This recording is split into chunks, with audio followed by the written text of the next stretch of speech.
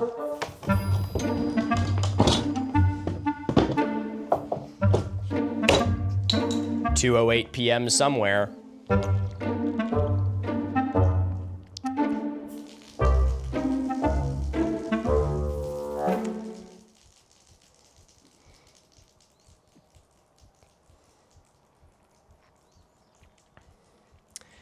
How's it going, everybody, and welcome back to another video.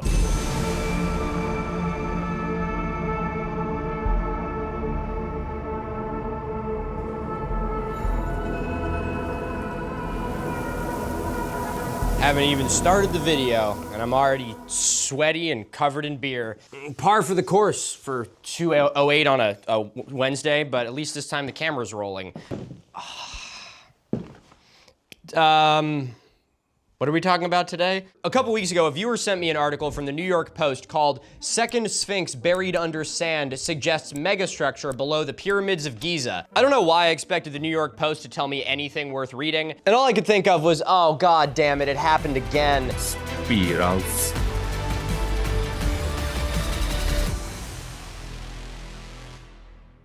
See, like once a year, like clockwork, the mainstream media will pick up some really stupid archaeology conspiracy theory that will suddenly become way more popular than any actual archaeology that happened that year. And me, as well as every other archaeology science communicator, has to begrudgingly come out of the woodwork and say something about it. You probably remember the example of this from like last year, where, you know, researchers found the 2-kilometer tall structures underneath Khafre's pyramid. That story was spread by every gullible moron on the planet to the point where I ended up having to go on Piers Morgan to talk about it. Yes or no, UFOs have visited Earth and governments are keeping it secret. Sounds cool, man. That thing still haunts my nightmares. So when I saw this, I was like, god damn it, not only did this happen again, but also, god damn it, it's in the exact same place as last time. And the moment that I opened this article, I realized why. The reason that this year's clickbait mainstream brain rot is in the same place as last year's clickbait mainstream brain rot is because they were both published by the same fucking guy. That's right, everyone, Filippo Biondi is back for another fucking masterpiece of research, this time with something a little bit less stupid than what he was talking about last year, but still something that absolutely reeks of Filippo's signature bullshit. So in this video, we're gonna be doing a couple things. We're gonna go over this discovery as a whole, have a little look at what different people are saying about it, and how the misinformation human centipede has been treating this research, and finally take a more critical look at this story to see if this is something that is in the far-flung realms of science fiction, or if there's actually a nugget of truth worth exploring beneath the clickbait facade. Ladies and gentlemen, my name is Milo Rossi, and today we're gonna be talking about the Second Sphinx. All right, so I'm gonna be totally honest, y'all. I really don't know all that much about this. By the time I was sent this article, I had already seen this thing posted like all over the place, and I was just trying to like plug my ears and hope that it would go away. And when I resigned myself to the inevitability that I had to talk about it, I decided that I was going to wait to read these articles fully until I was on camera. Partly because I think it would be a lot more funny to capture my real reaction to them, and more importantly because I just really didn't want to do this twice. So we're gonna just start with this, where we're all pretty much on the same playing field, and then I'll get into the analysis later.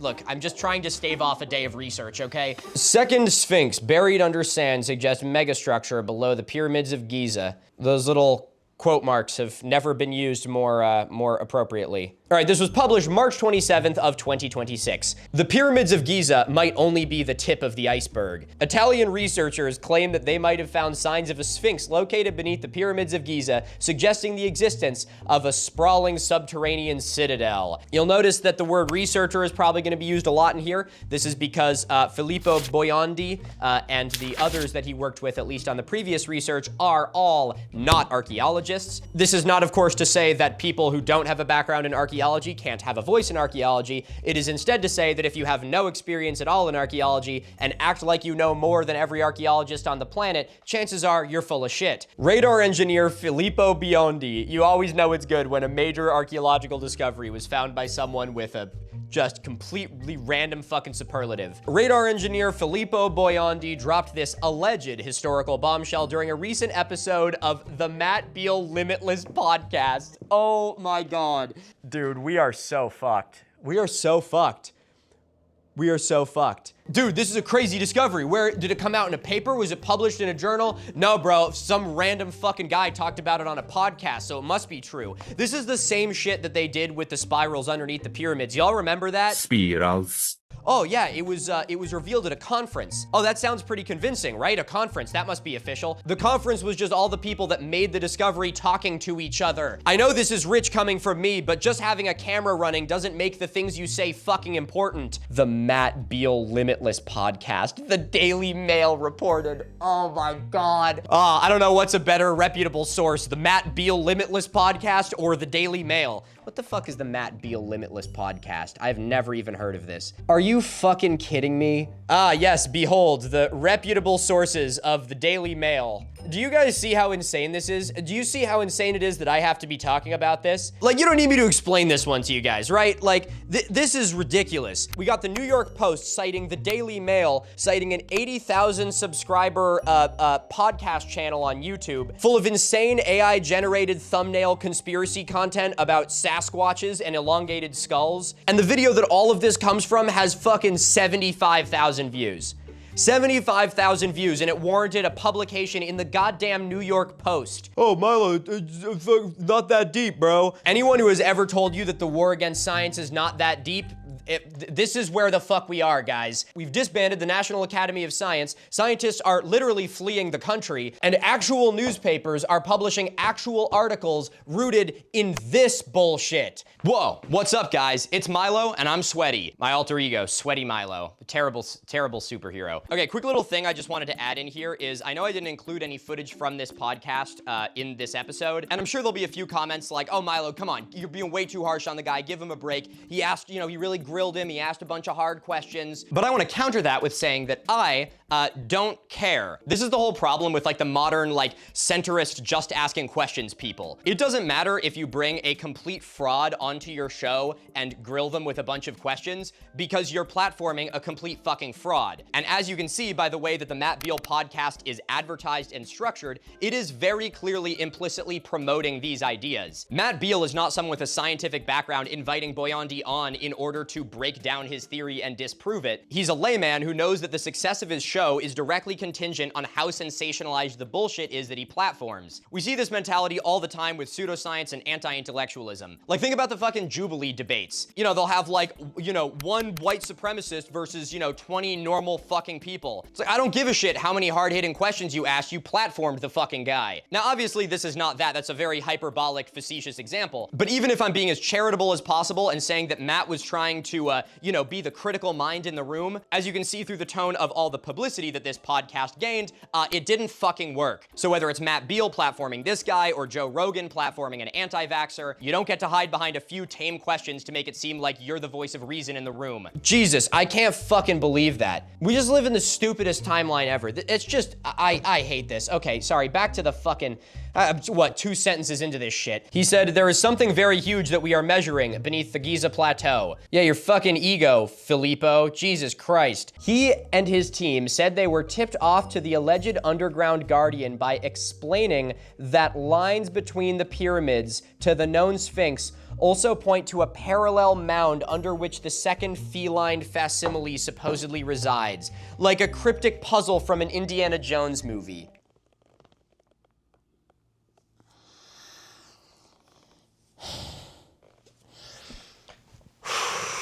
Okay, if any of you come see me on tour this fall, which you should do, there's a link to it below, one of the things that I talk about in my presentation on pseudoscience and misinformation is that part of the reason why pseudoarchaeology is able to be so popular with the general public is because the general public has really no idea what actual archaeology is. Instead, their perception of archaeology is informed by popular media, your Indiana Jones and Tomb Raider and things like that, which, don't get me wrong, I absolutely love. They're a great inspiration of mine, like for many people interested in archaeology, but they are obviously a terrible representation of archaeology. But the public doesn't know that, and so grifting assholes, hypothetically, can dress up their bullshit conspiracies in a veil that looks like something from Indiana Jones, and the public will just eat it up without even thinking about it. The dude was essentially talking about ley lines on an 80,000 subscriber conspiracy podcast on YouTube and got a fucking New York Post article written about him. The bar just gets lower every day. Satellite images of the Giza Plateau have reportedly captured captured this dune, which the signal possessing radar claims measures approximately 108 feet tall. Oh my God.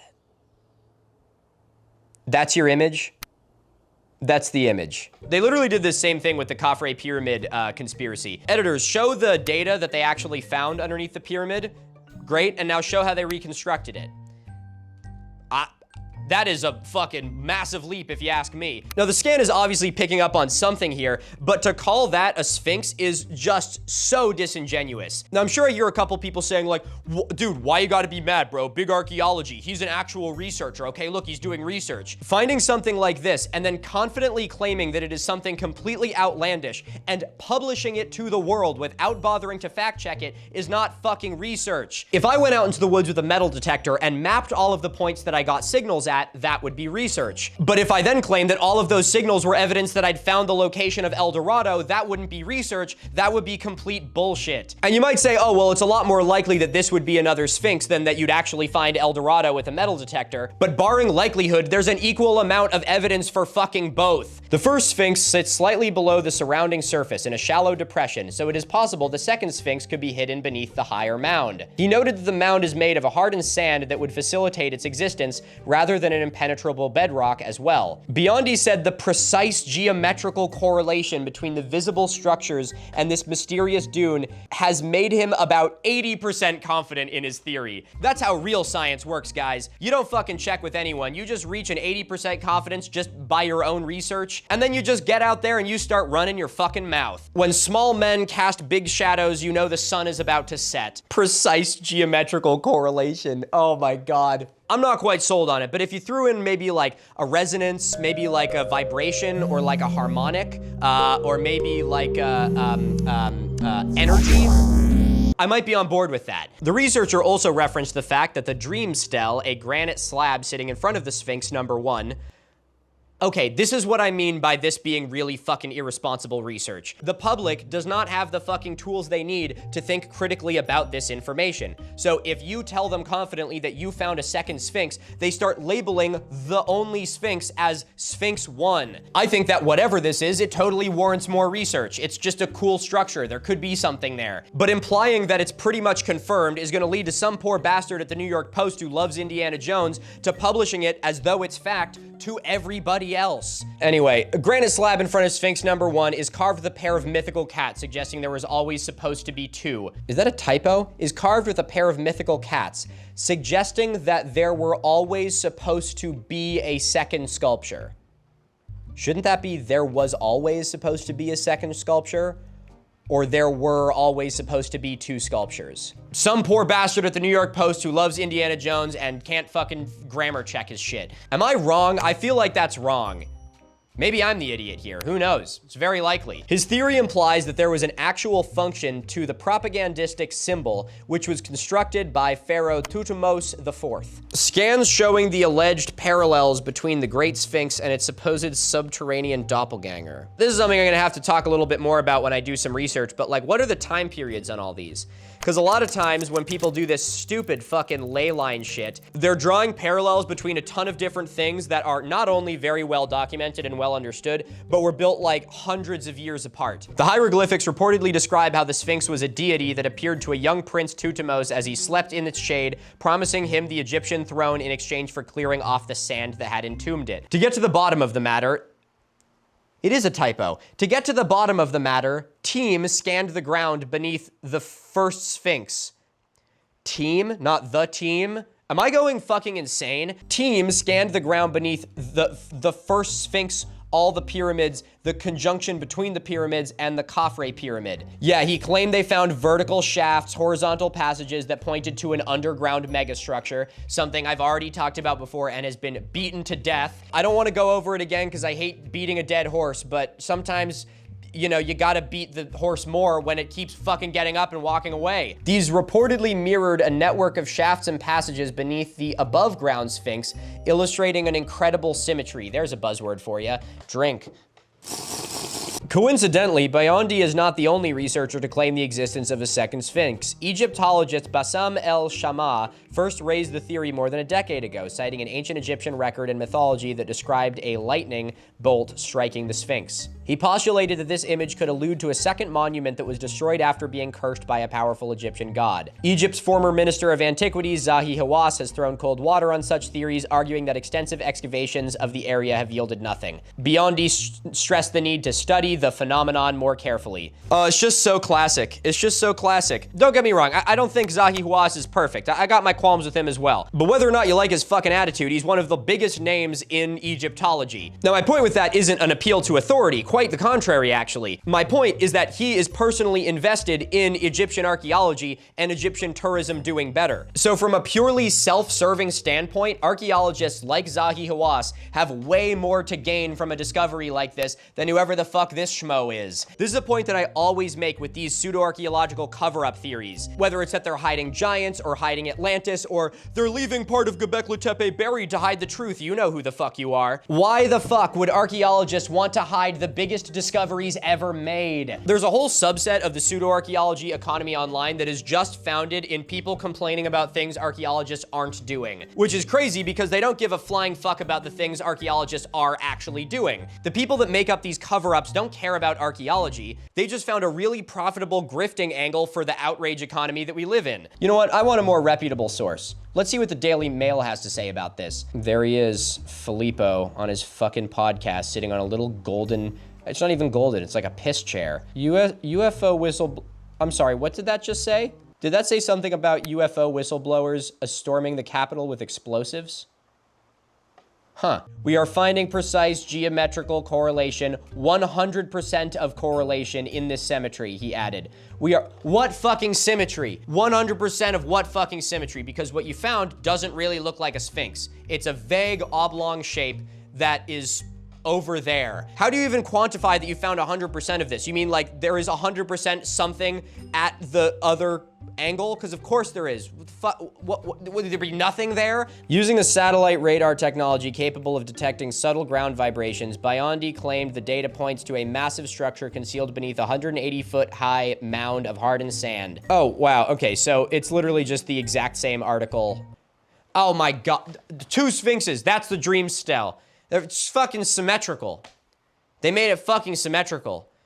There's 2 of them on it because it's fucking symmetrical. This is the fucking evidence, guys. This is the evidence that's good enough for these people. This carving that has 2 sphinxes mirrored from one another on a symmetrical stele, and this fucking vague image of like something underground. That's enough. That is enough evidence. Oh, and the weird lines. Throw the word resonance up there too while you're at it. The other week when I did my video on r/alternative history, I also noticed that there was a post about this discovery there. I just didn't go over it in the video, so I wanted to see what they had to say about it as well. If you haven't seen my r/alternative history video as well, you should check that out. And I want to give a big thank you to all the folks at r/alternative history. It seems like our communities have been meshing very well, and I want to thank my viewers for you guys seem to have been upholding the high bar, and I appreciate that genuinely. Could have buried second sphinx still have its original head? There's been a lot of talk lately that the possible location for a second sphinx has been identified near the Great Sphinx of Giza. Nothing has been confirmed. How the fuck is alternative history Reddit doing a better due diligence of not claiming that this is fact than the New York fucking Post? Nothing has been confirmed, but it's enough to get people thinking. Yeah, that about sums it up. And it led me to a question that I don't see discussed much. When you look at the Sphinx we have today, something just seems off. The head looks too small for the body, and the body itself looks much more worn down than the head. I talked about this in that video, but there's a theory that the current head of the Sphinx is not what the head of the Sphinx always was, and that it was modified at some point over time from an older iteration. I said in that video, and I'll say again, that I like that theory. I actually think that's really interesting. I don't necessarily know if I subscribe to it. It would be kind of a hard thing to prove, so again, I'm not saying it's 100%. You know what? Actually, no, fuck it. I should say it's 100% and go on some fucking dipshit dude bro podcast and get myself a fucking New York Post article. But I think it's kind of interesting. I mean, we see examples all over the world of pieces of art being modified as cultures change and, you know, things move around. So I don't think something like this is out of the realm of possibility. And what this person is saying is if the Sphinx had a different head at one point way in the past, and this other Sphinx is a Sphinx and does exist, and it was buried around the same time, could it have the same head as the other Sphinx? That's a great question. I have no idea, but you know what? This is already a better discussion than every actual article I have seen written about this. You know who I bet would have some really interesting things to say about this? TikTok. Guys, here we go again. They've scanned the Giza Plateau and they think they found a second Sphinx. I know. At first I was like, no, we've debunked all the second Sphinx rumors and theories. That's not happening. But then I watched Filippo Biondi be a guest on the Matt Beal Limitless podcast, and he explained his evidence. He explained the scans, and I'm not gonna lie, I think there's something to it. Okay, so this is a Google image, like from above. It's bleak, guys. It's bleak. It's hilarious. Oh, it's hilarious. It's like, I always dreamed that the downfall of modern society would be, you know, like aliens or something. You know, it would be like humanity fought hard tooth and nail to the last, but at the end of the day, we were, you know, we were overcome by a superior enemy. But it's not gonna be that. It's just gonna be, all of us are just gonna be like, all right, everyone, fuck it. Let's just be stupid again. And we're all gonna, like, you know, get fucking, measles will be back. I mean, measles is back, I guess. I really hope there's some like alien aircraft out there taking, you know, notes of all this, because this is gonna make a really great like alien like children's book, Aesop fable. The fucking, the ant and the grasshopper, you know? It's just fucking crazy. Okay, good lord. What the fuck do I talk about now? Sweaty Milo back for a second, and I'm here to tell you that this fall, I'm going on tour. Whoa, that sounds like so much fun. You're damn right it's gonna be. If you're a fan of whatever it is that we do here, then this is the thing for you. In my shows, we're gonna talk about pseudoscience, we're gonna do some live Google debunking, there'll be some Q&A stuff. It's gonna be a blast. Throughout the month of October, we will be visiting the following cities: Boston, Mass, New York City, Philadelphia, Pennsylvania, Farmville, Virginia, Asheville, North Carolina, Atlanta, Georgia, St. Louis, Missouri, Omaha, Nebraska, Milwaukee, Wisconsin, and of course, Chicago, Illinois. Tickets to all of these locations are on sale now, and the link to that is in the description. And if you live in the western half of the country and are like, why aren't you coming out here? Don't worry, I am. We just haven't announced the dates for it yet. Those will be coming in the spring, so don't fly all the way out from Seattle. Holy shit, it is so insanely hot in here. This is awful. Anyway, I'm super excited for this. I can't wait to meet some of you there, so go grab some tickets while they last. Click the link, open it in another tab. It'll be there when you're done with the video. And now let's get back into it. Okay, so there was about like maybe 3 or 4 days between the clip that just ended and me right now. And in that time, I wanted to kind of really dive deeper into the research on this this topic. You know, I thought it'd be fun to have first half of the video be learning about it together in real time, and the second half would be, you know, kind of my more informed analysis of it. But as I said about doing this research, I came across a bit of a problem, one that I kind of already identified in the first half of this video, which is that this is really fucking stupid. Because of how much traction this thing has gotten, I felt like I was getting prepared to do like, you know, actual research. But the nice thing is when the thing that you're talking about didn't really do any research whatsoever, you don't really have to dig that deep to figure out that it's bullshit. Like again, my argument here isn't that the data shows something, it very obviously does. More so, my problem is that the researchers jumped to a outlandish and sensational conclusion and then published it on a podcast without doing any due diligence whatsoever. And since that conclusion is based on pretty much fucking nothing at all, it's almost difficult to break apart any evidence for it because there simply is none. Even though I'm sure you understand that and you all get that the video could end here, I still think it's important to do a little bit of actual research into these claims. I'm a firm believer that the way we push science forward is by looking into theories, even those that seem completely outlandish. So in an effort to give this theory what I view as an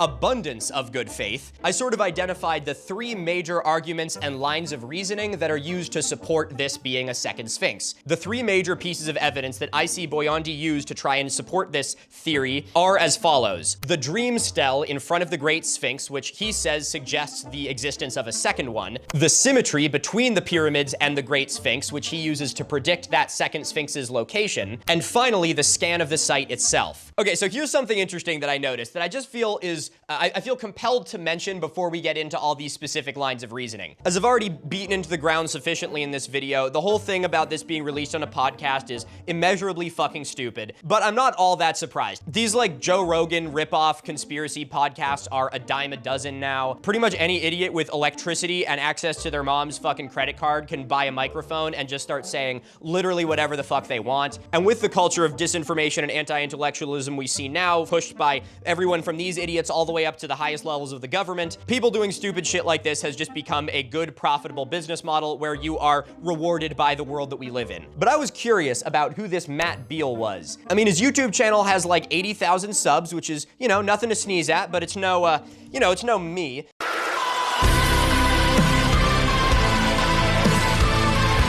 I'm kidding, subscribers is obviously no metric of quality, as you can see, but I didn't really understand how a guy with not really that big of a following had such a fucking budget for his studio. The place looks like it was designed by Graham Hancock after spending a day tripping on DMT in a Planet Fitness. Now, regardless that I think everything in this set, from the wall art to the fucking piss throne, is one of the most visually repulsive things I've ever seen, I do recognize that that set costs a lot of fucking money. So I decided to do a little bit of research, as it were. It wasn't that hard to figure this out. It was literally a single Google search. And as it turns out, Matt Beale isn't just a Joe Rogan knockoff. He is also the CEO of a Florida-based retail company with an estimated value of $2 billion. Unsurprisingly, the company is called Beals. And you might be thinking, oh wow, what a great entrepreneur, good for him, bravo. Well, he might be, but we wouldn't know that considering that the company was started by like his great-great-grandfather or something. So, you know, he was great-great-grandfathered into it. Now, Matt Beale's personal net worth is not really available anywhere that I could find, but I'd hazard a guess when you have been grandfathered into a company worth $2 billion potentially, I would imagine that the guy has fucking millions in the bank. Now, I'm not gonna go too deep on this because I don't really know shit about Matt. I don't know shit about his company, but I do find it very interesting that someone with God knows how much money to burn is dedicating their time to making a podcast that looks like this. This is probably like one of the best examples I've ever found in the wild of how the ultra rich are using their immense wealth and resources to keep all of us really gullible and stupid. A lot of conspiracy theorists talk like they, you know, have their third eye open, like they've decalcified their pineal gland, when really all they're doing is parroting things that they've heard from people that reinforce the things they already think. And it's so beautifully ironic to me because the conspiracy theorists who spend all their time talking about, you know, the sheep of the world don't see that they're the fucking sheep. They will eat up these narratives as fast as you can feed it to them and never fucking realize that the people that are feeding it to them are feeding it to them for a fucking reason. Do you know why so many people don't believe in climate change despite the insurmountable evidence of its existence? Because mass mainstream media is paid and funded by fucking oil corporations. From a purely business perspective, why the fuck would oil companies want there to be information coming out that's gonna jeopardize them? And so, since these massive corporations pull all the fucking strings, who sounds like a conspiracy theorist now, they have the fucking leverage of funding to make people say or not say whatever the fuck they want. And so with a million different examples of that, you end up with what we have today, where corporations and administrations are directly incentivized to make you not believe the shit you can see with your own fucking eyes. They sow distrust in science, in education, in social services, anything you can fucking imagine. With the end result being a flock of brainwashed sheep who all think they have their third eye open, but are really the victims of the most obvious fucking psyop in human history. The best way to pacify a prisoner is to make them believe that they're free. Now, I have no idea how fucking Matt Beale fits into all of this, and I'm not really gonna speculate on it. In the grand scheme of the amount of money in the world, even Matt is probably pretty low on the fucking totem pole. Benefit of the doubt, the guy's just really interested in this stuff, and good for him. But it's also my belief that those that benefit the most from the rampant spread of disinformation are the ones that sit at the top of the totem pole. Those that look down at us from their ballrooms and their piss-colored chairs. Because if you're too busy living in fear of aliens or archaeologists or, you know, a fucking trans kid playing soccer, then you'll be perfectly distracted so that you don't notice the gas and grocery prices going up, or how we now have thousands of pages of definitive proof that every single person in our fucking government is involved in the most despicable actions imaginable and will face no fucking consequences. So just sit down, shut up, inject the distractions, and stay the fuck in line. It is absolutely absolutely worth thinking every time you are told something about why someone might be telling it to you. Jesus Christ. Oh my God. You remember when really rich people used to build like hospitals and schools and stuff? Well, now they do this. I'm sure there'll be a few people in this video who are like, dude, it's not that deep. You know, people have been saying that shit my entire life. And if there's one thing I've learned, it's that the road to dystopian hellscape is paved with people saying it's not that deep. So frankly, if I don't see comments like that, I'd be worried that I was wrong. All right, Jesus Christ, Milo. Fucking A. Come on, dude. It's a video about the second Sphinx. It's not that deep. Okay, let's talk a little bit about our lines of reasoning. All right, so the first piece of evidence that I want to talk about is this dream stele. Am I saying that right? Stele? It's one of the things I've only ever really seen written. Stella? Probably not that. Steel. So again, this is a giant stone stela that is sitting outside of the single and only great Sphinx that we know of. On the stone, there's a carving of two Sphinxes back to back at the top, which is super cool, but I mean, even some genius like Boyandi must know that that's not a very good line of evidence, so it must say something in the text about there being two Sphinxes, right? That would be like reasonable supporting evidence. You're not telling me he just saw a picture of two Sphinxes and that was good enough evidence for him. Right? All right, I'm not gonna go over the entire translation, but you can find the entire translation online. I will put a link to it in the description. Here it is on screen if you wanna read it. Pause and read it if you wanna read it. But for you that's just listening to this while you're, you know, commuting home from work or playing fucking Minecraft, I'll paraphrase for you. So the left side talks about the pharaoh Thutmosis gifting an offering of a vase to the gods. And the Sphinx responds and says something about like, dude, this is fucking awesome. You got my, you got my strength. You got, anything you need, I'll introduce you to my my dealer. Then the middle inscription talks about how the Sphinx made it come to pass that he would sit upon the throne as a, I don't know, he liked the guy a lot. And then on the right side, the pharaoh Thutmosis, cool, is giving a gift of beer and incense to Horamakhet, who I believe is also Horus, I think.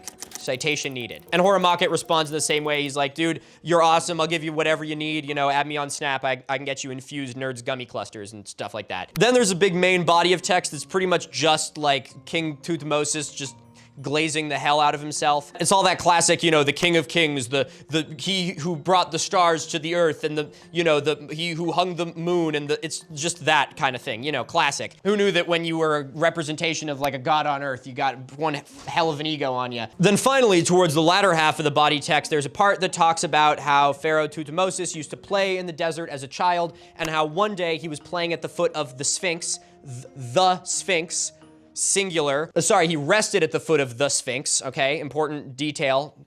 No, all rest, no play makes King Thutmosis, buy infused Nerds gummy clusters on Snapchat. So anyway, the kid has a nap in front of the Sphinx, and then he has a dream in which the Sphinx comes to him and, in addition to glazing the hell out of him, says, my face is yours, my heart is yours, as you are a protector for me, for my present condition is like one that is in need. All of my limbs, dismembered as the sands of the desert upon which I lie, have reached me. So run to me to have that done which I desire, knowing that you are my son and my protector. Come forth and I shall be with you, I shall be your leader. So presumably what happens is the young pharaoh then returns and cleans the sand off the Sphinx, and the Sphinx rewards him with, great power. Again, I'm paraphrasing this, but I'm doing that just to make it entertaining. I'm not trying to obfuscate. If you don't believe me, you can read the text on screen, or there's a link to it in the description. This text does not include anything about, a treasure map leading to another place. It is placed directly at the foot of the Sphinx,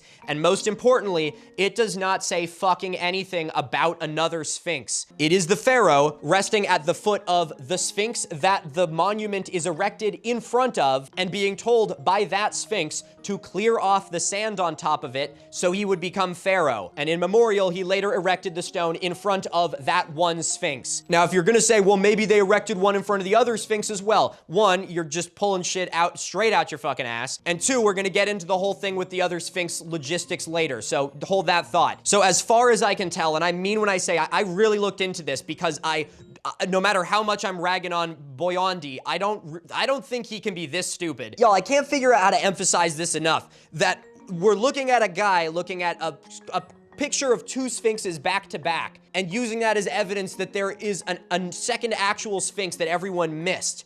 That's the fucking caliber of research we're working with here. I'm trying to think of a way to compare this to like our modern mythology so you can see how ridiculous this is. Like, I don't know, imagine you get a book about George Washington's life and you're thumbing through it and there's 2 pictures of Mount Vernon and you're like, oh, there must have been 2 fucking Mount Vernons. Like, what is wrong with you? Okay, so I think this line of reasoning is obviously pretty bad. I don't need to drive this one into the ground anymore or give any more examples. But I do actually see one, like, sort of okay argument about this. Well, if the Egyptians really liked symmetry, then is it possible that there was symmetry in real life? Which brings us to Boyandi's second piece of evidence, that is symmetry. A big piece of evidence that Boyandi uses is this drawing. Sorry, if you're not done driving or playing Minecraft, I'll explain it to you. He creates a triangle with its points on 2 of the Great Pyramids and the Great Sphinx, and then flips it so that the Great Sphinx point is in an equidistant on the other side of the pyramids. This one is also something that I feel like is really convincing to a lot of people because it's fun and visual, and it also plays to people's idea of what they expect archaeology to be, you know, Indiana Jones, treasure maps, shit like that. But you should always be very, very dubious whenever you see someone drawing lines on shit like this. Now, there are times where doing something like this actually makes sense. A great example of how this is actually done in archaeology and in some research that I am working on currently is on the Great Hopewell Road. I have a whole video about it that many of you have probably seen, but it's a theorized archaeological site in Ohio that consists of a 60-mile-long road leading between 2 massive Hopewell earthwork sites. Dr. Brad Lepper, one of the most well-known researchers on the Hopewell earthworks, and I'm grateful to say my colleague in working on some of this research, has spent years trying to prove its existence and has been able to identify a few select fragments of the parallel walls that may have once made up this road. The difference between the line drawing in the Great Hopewell Road and in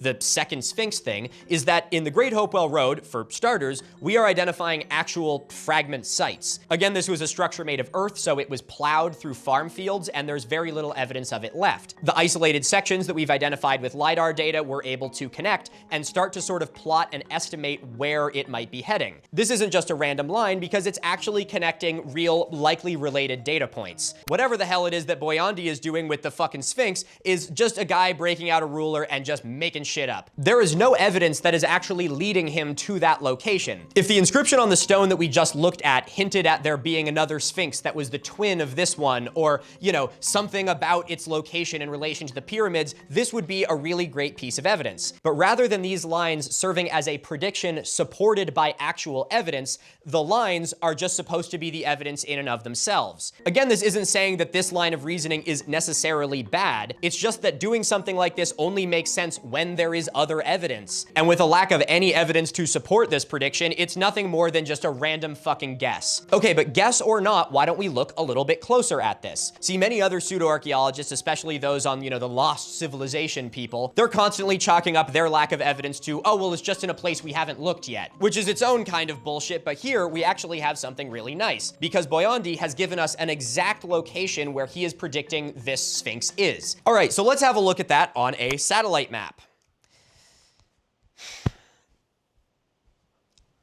I just cannot believe this. For those of you not looking at your screen, the highlighted area in which this Sphinx is predicted to be in is like in the middle of an active and excavated archaeological site. It isn't just in like the middle of the Sahara Desert in a place that's never been excavated. Boyandi is making a prediction that there is a second Sphinx, one of the largest and most well-known archaeological monuments in the world, located in the middle of one of the most excavated locations on the entire fucking planet. The area that he predicts this to be in is called the Great Western Cemetery, and as you can see on satellite imagery, it's had the hell excavated out of it. Something that's interesting about the actual Sphinx, the one that exists, is that kind of the base of it is made out of a natural rock feature. This is why I don't think it's out of the realm of possibility to infer that it may have been carved into a different shape at a different time, because this rock feature has existed far longer than ancient Egypt. So in order for a second Sphinx to exist at this other location, we would need one of two things. One, we would need another Sphinx-shaped surface-level rock feature at this same location, which would be very unlikely, or it would need to be entirely constructed constructed by the Egyptians. With that second option being much more likely,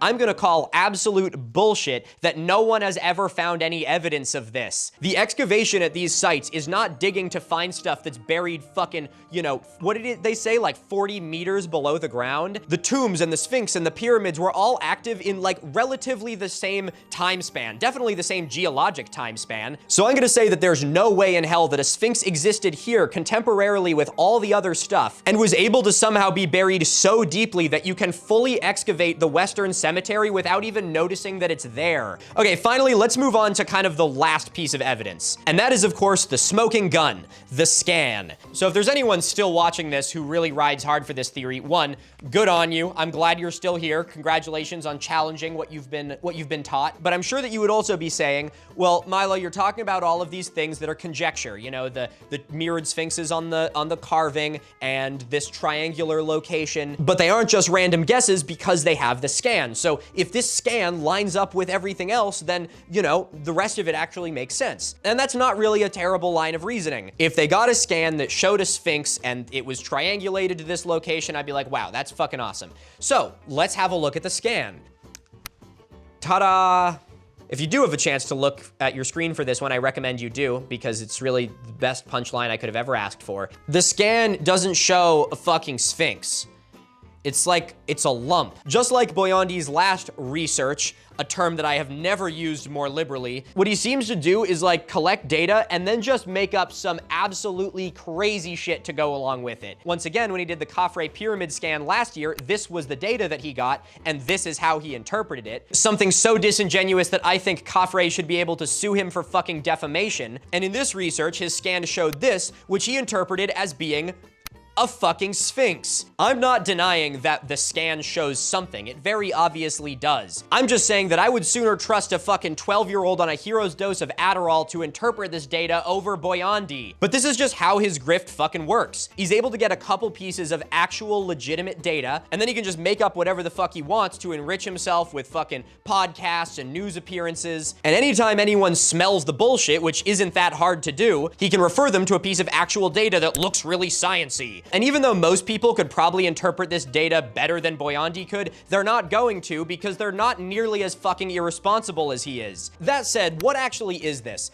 I have no problem saying I have absolutely no idea. I can make some informed guesses. I'd be willing to put almost all my chips on the fact that this is a piece of weathered bedrock from the Giza Plateau. It's the same feature that the Great Sphinx is built on top of. It's a piece of rock that was eroded by wind-blown sand and rain and then was buried at the end of the African humid period. If you want to learn more about it, which I highly suggest you do, you should check out my video on the Green Sahara. I'll link that as well, or I won't, and you'll find it on my channel. It's there, you'll find it. Now, if this is the case, which I view to be incredibly likely, this means that it's been buried underneath this sand for, what, 10,000 years? Maybe more, but I don't even need to speculate on how long it's been buried, because there's one thing that's just even more stupid. How the fuck has nobody else found it yet? There is no way in hell that a second Sphinx was either carved or constructed and buried this much lower than everything else. Now, there's an argument to this. There are people that claim that the Sphinx itself is, was first worked by a much older civilization that predates the Egyptians. I don't really have a strong opinion on this. I think it's kind of a cool theory that may have some merit. Again, it has existed for a long time. So they may say, well, if that's the case, then maybe the other Sphinx was carved by the same civilization as well. Again, I'm really trying to fucking steelman this the best I can. I haven't even seen anyone come up with an argument this fucking intelligent. That's not a terrible theory, but you know who shot you in the foot with this one? Fucking Boyandi did. See, if it was carved by a much older civilization, that could account for how deeply buried it is and why no one has found it yet. But all of Boyandi's evidence hinges on it being contemporary to the other Egyptian sites around it. And if it was symmetrical to the pyramids, then they must have known about it in order for that symmetry to exist. So given that his entire narrative is that this was something that existed at the same time, I can confidently say there is no way in hell that this second Sphinx would have been buried and completely fucking forgotten about in the same amount of time. As you can see, all three of these major lines of reasoning fall completely flat. And there's all kinds of other shit like, why would archaeologists be covering this up when it would guarantee them research funding and fucking headlines for, the next next 50 years, or how presenting this on some bullshit podcast is so irresponsible, but there's one other piece of evidence that sort of supersedes all of this. The ancient Egyptians recorded fucking everything. We got their genealogy, graffiti, prayers, fucking recipes for beer. If there were truly two sphinxes that existed contemporarily at one of the most major sites in ancient Egypt, you cannot actually tell me that the only written record of it that would still remain would be two literal sphinxes carved symmetrically at the top of a fucking monument. We know so much about ancient Egypt. It's like probably one of the most, if not the most well-studied ancient civilization on the entire planet. And you'll hear a lot of people say like, it's just crazy. Like, where did they come from? They just sprang up out of nowhere. That's the ultimate sign that someone has no fucking idea what they're talking about, because Egypt didn't just spring out of nowhere. Ancient Egypt covers 3,000 fucking years, and we know a lot about it after, obviously, and way the fuck before. So for a site as significant as this, that existed as recently as this, to have just disappeared overnight without a single fucking record is absolutely insane. So for this fucking guy to go on some bullshit podcast and run his mouth that he has found something that not only modern archaeologists somehow missed when digging on top of it, but also something that somehow thousands of years of ancient people just missed or forgot to record as well, is an absolute disgrace to anyone that gives a single shit about history. In short, Filippo Boiondi thinks that you're stupid. He weaponizes his credentials, speaks authoritatively about things that have no support whatsoever, and claims that he knows more than not only every archaeologist, but every culture with writing in the Near East. And he uses all of this to prey on people like us, people that love history and that want to know more about the past, when all he's worried about is money and fame. Ethics be damned. Oh my God. Okay, let me take 5. I'll figure out how to wrap this up. Oh. Wow, sweaty Milo's back, look at that. At the end of the last clip you saw, which I finished filming like a week ago, I was like, wow, it's just way too hot in here. I'm gonna just film the outro later.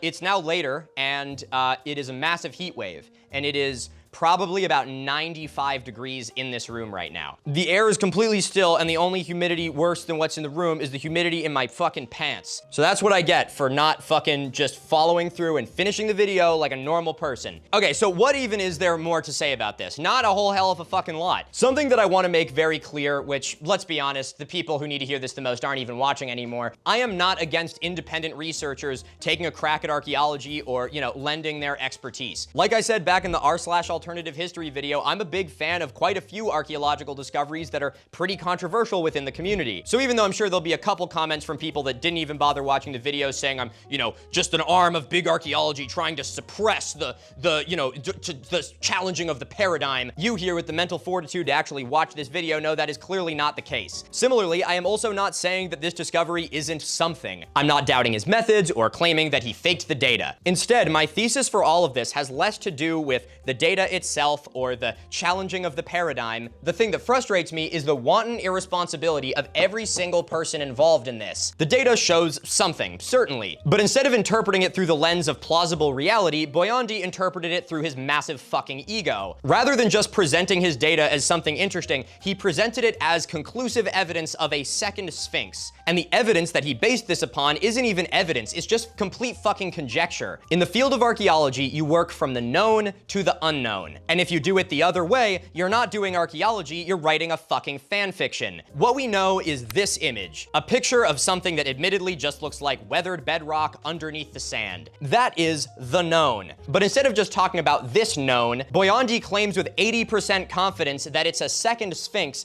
by bridging the gap between the two of them with Olympic leaps in logic. This image, the known, is something that could be studied. There could be a publication made here. But Boiondi doesn't give a shit about doing actual science, he wants his fucking name in lights. So rather than doing any of the due diligence that would turn this known into a paper of any kind, he went for the fucking coward's route, where you go on some uncritical dude bro podcast and just fucking run your mouth. Sure, he said that he only has an 80% confidence, which is still way fucking more than it should be, but this isn't him actually trying to manage the expectations of the listeners. This is him trying to cover his own ass because he knows what he's doing is insanely irresponsible. It doesn't matter that he he said he wasn't 100% certain because he knows that everyone that picks up on this podcast is gonna publicize it as though he was. And as we have seen from nearly everything produced about this topic, whether it's a fucking actual news article or some random fucking idiot on TikTok, all of them are regurgitating it as though it's fact. Now, I don't really expect any better from Matt Beal. His entire podcast is just anti-intellectual propaganda like this, so I'd imagine I'm probably not gonna be able to change his mind about shit. But the person I would expect better from in this situation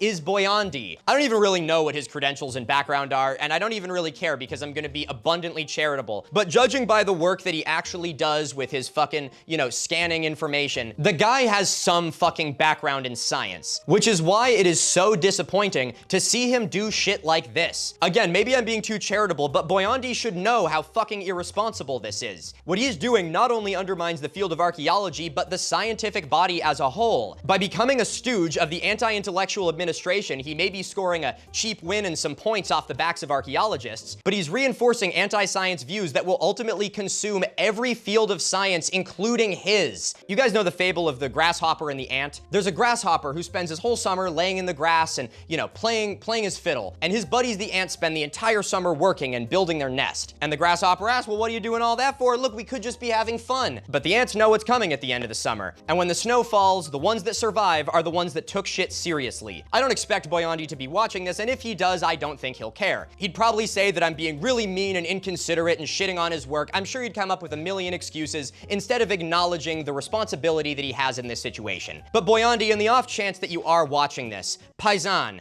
come on. I want to say that I know you're better than this, but honestly I don't, because all that I've seen from you sets this as the fucking bar. But what I will say, man to man, brother to brother, Rossi to Boyandi, is you gotta start doing better than this. Because when winter comes, and believe me, it fucking will, in the ranks of the ants, there will be no room for grasshoppers. Holy shit, I'm gonna have fucking heat stroke in here. Here I was thinking, I'm gonna film the outro to this, and then I can film my next video, which is gonna be a fun one. We're gonna be talking about Conservapedia, which is a real website, shockingly. I have it open here, but it is so fucking hot in this room, I honestly don't think I can film that right now. Tour tickets, available now. Link for that is in the description. You thought I forgot. I never forget. Go check it out, get them while they're hot. Excited to see you there. Ladies and gentlemen, I wanna thank you all very much for watching this video. I'd greatly appreciate if you could leave an interaction. Things like likes, comments, and shares help promote the video in the algorithm, which in turn allows us to make the ad revenue that we need in order to keep making these videos for free for you here on YouTube. As I've said before, interactions are like thanking the bus driver. It doesn't cost you a cent, and it helps us continue doing what we do here, so very grateful. If you did enjoy this video and I was able to keep you company while you worked on your homework or, did your laundry, why let the binge stop here? I am also the kind of person that constantly needs to have a video playing to drown out the sound in my own head. Well, lucky for you, I have many more videos like this, so feel free to check them out and we can keep this party rolling. And lastly, I'd like to give a huge thank you to my editorial team. I may be the one that you see in front of the camera, but each one of these videos is the result of hundreds of hours of work from my team of 8 creatives. So please join me in giving them a very big thank you, as if it were not for them, none of these videos would exist. Ladies and gentlemen, I'd like to thank you all very much for watching this video. Remember to stay curious, stay inquisitive, and most importantly, never take too seriously the words of a man sitting in a piss-colored chair.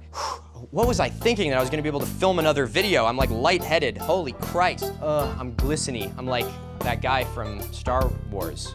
What are those movies with the vampires? Star Trek? Yeah, that's the one. I think that's the one. Starman.